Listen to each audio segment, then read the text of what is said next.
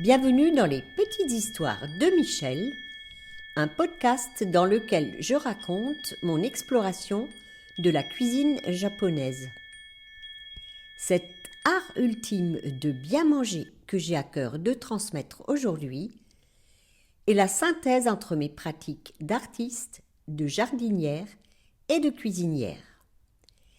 Il s'adresse aux amoureux du Japon, aux gourmets de tous bords et aux cuisiniers soucieux de préparer une cuisine saine, savoureuse et créative, qui nourrit aussi bien le corps que l'esprit. Vous y trouverez des récits de voyage et des témoignages d'expériences qui ont fait sens dans mon parcours. J'y délivre également, au-delà des recettes, les principes qui sous-tendent la cuisine japonaise. Nous ferons des visites dans le jardin, source d'émerveillement et d'abondance, et nous prêterons l'oreille à des personnes qui ont contribué à enrichir mon parcours dans l'oasis nippone que je me suis créée. Belle écoute à vous! Après la série d'été consacrée à des céramistes dont j'expose les créations dans ma boutique, je vous emmène maintenant faire un tour au jardin. Nous sommes à l'équinoxe, ce moment où la lumière change et où l'automne s'invite doucement. Depuis la mi-août déjà, on sentait venir la saison. Les pieds de courgettes, si vigoureux tout l'été, commencent à fatiguer. Leurs feuilles jaunissent, attaquées par l'oïdium, ce champignon qui court de feuille en feuille, en laissant ses traces blanches. Même les concombres, pourtant à l'abri dans la serre, n'y échappent pas. Les premiers à donner l'alerte, ce sont les potimarrons.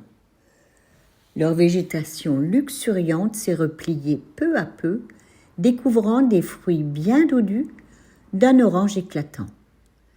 Certains avaient même grimpé dans les pêchers en espalier, mêlant leurs sphères orangées aux pêches veloutées. Puis, tout s'est arrêté d'un coup. Le carré s'est retrouvé nu. Mais la terre n'aime pas rester nue longtemps.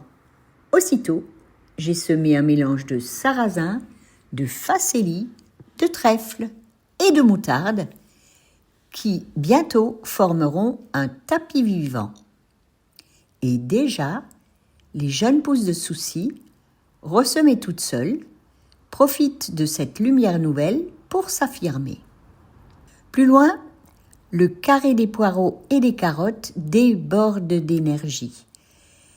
Les tiges fines d'aneth, semées entre les rangs de carottes, dressent leurs ombelles aériennes. Elles parfumeront les pots de concombres lactofermentés, préparés après chaque récolte de curcubitacées.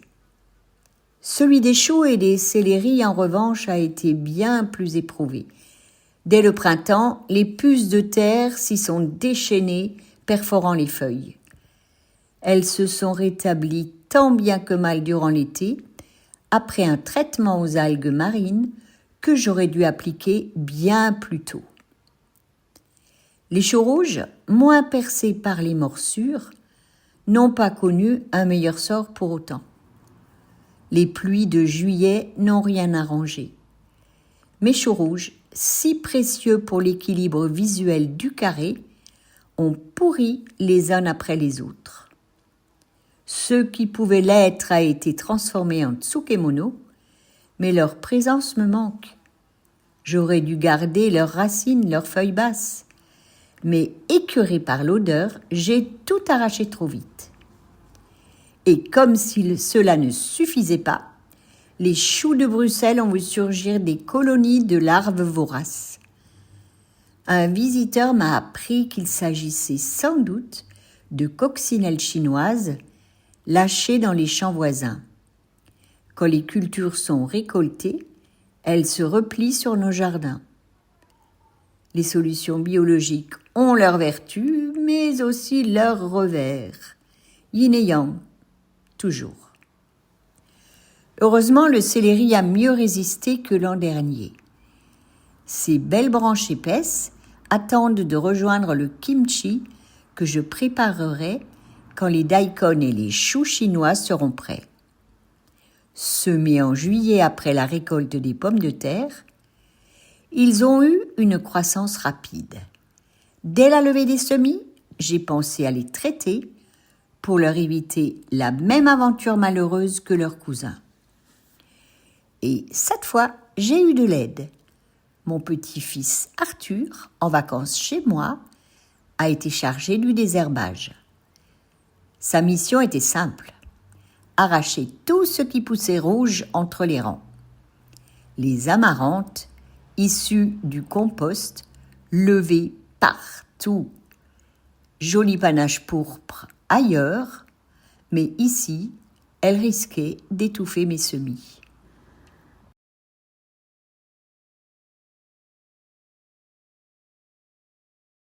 J'aime aussi l'organisation du carré des aubergines et des poivrons. 4 aubergines au centre, autour d'une petite pyramide métallique, 4 poivrons et des touffes de basilic en diagonale. Des betteraves rouges longent les plantes méridionales, formant un triangle dont les blettes ponctuent l'intérieur. Sur le papier, c'est un dessin harmonieux. Dans la réalité, le démarrage a été rude. Les basilics ont été rasés par les limaces, les poivrons grignotés, les aubergines ont roulé leurs feuilles sans raison apparente. Quant aux choux noirs de Toscane, que j'installe toujours aux angles, ils refusent de pousser cette année. Déjà dans la pépinière, ils disparaissaient. Les rares survivants n'ont pas tenu une fois en pleine terre. Dommage. Avec leurs grandes feuilles gaufrées, d'un vert bleuté si élégant, ils forment un panache qui donne habituellement une allure magnifique au carré. Gustativement, c'est moyen, sauf si la plante survit à l'hiver, car au printemps, les jets floraux, blanchis et assaisonnés d'une simple vinaigrette, deviennent une délicatesse pleine de vitalité. Mais pour 2026, il faudra s'en passer. Dans le jardin, rien n'est acquis. Tout change, tout se transforme, tout le temps. Aucune année ne ressemble à l'autre. Et c'est sûrement ça, sa plus belle leçon. Apprendre à savourer ce qui est juste là, sous nos yeux, même si ça ne dure pas. Le potager, ce n'est pas seulement des récoltes, c'est un miroir du vivant où abondance et fragilité avancent toujours ensemble, en équilibre. Aujourd'hui, le 22 septembre, jour où j'enregistre ce podcast, la bascule dans l'automne est définitivement actée. Hier déjà, lors des Journées du patrimoine, dernier jour d'ouverture du jardin au public, la pluie s'est mise à tomber, annonçant la fin des festivités de l'été. La température est tombée à 16 degrés, alors que les jours précédents, je travaillais encore entre mes carrés dans une belle ambiance estivale, sous un ciel bleu immaculé et un air sec. Je viens de démarrer une flambée dans le poêle pour compenser cette chute brutale. C'est ça l'Alsace. Nous vivons souvent des amplitudes assez conséquentes dans la même journée. Nous passons d'une saison à l'autre, presque sans transition. Le corps met quelques jours à s'adapter. Au printemps, une chaleur soudaine nous cloue au sol, et en automne, alors que nous étions encore en tenue légère, nous sortons vite nos petites laines pour éviter de grelotter. Finalement, le jardin, comme la météo, m'invite à la même chose. Accueillir ce qui vient sans résistance et savourer l'instant tel qu'il est, même s'il ne dure pas. Un nouvel épisode des Petites Histoires de Michel vous attend tous les mardis. Pensez à vous abonner à ma newsletter pour continuer de voyager au Japon avec moi.